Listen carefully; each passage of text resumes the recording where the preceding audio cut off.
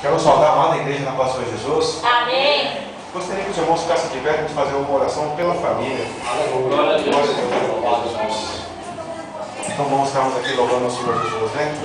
Glória a Deus, louvado Pai amado. Santo Deus de Israel, Deus tremendo, Deus amado. Olhar, Senhor Jesus, por cada um de nós. Olhar, Senhor Jesus, por nossos corações, por o que ansiamos, o que desejamos. Pai amado, nos conceda segundo o teu querer, Senhor Jesus. Pai amado, vem sobre nós, Senhor Jesus, a tua providência, o teu amor, o teu carinho. Pai amado, Pai querido, olhar, Senhor Jesus, pela minha família, olhar, Senhor Jesus, para cada família de cada ente querido aqui.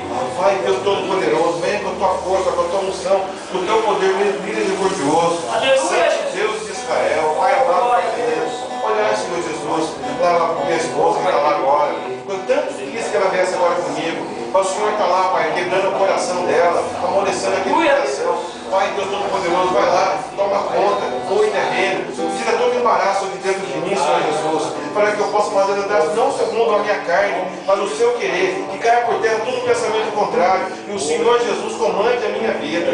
Deus Todo-Poderoso, Deus amado, Deus tremendo, obrigado, Senhor Jesus, por conceder, Pai amado, o propósito aqui da minha irmã Maria Antônia. Deus Todo-Poderoso, é o Senhor que manda, Deus Poderoso, é o Senhor que determina, é a tua santa vontade que é feita, e honramos e respeitamos ela hoje e sempre. Glória a Deus, aleluia, Santo Deus de Israel. Olhar, Senhor Jesus, para o coração de cada irmão, de cada intercessão que eles estão fazendo agora, Pai amado. Conceda segundo o teu querer, Pai amado, Pai querido, vem com a tua santa vontade, com a tua santa misericórdia.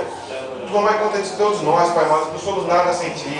Oh, Santo Deus de Israel, Deus tremendo, Deus poderoso. Oh, aleluia! Oh, louvado seja para sempre. Glória a Deus, aleluia. Obrigado, Pai. Fica a oportunidade. Que a tua mão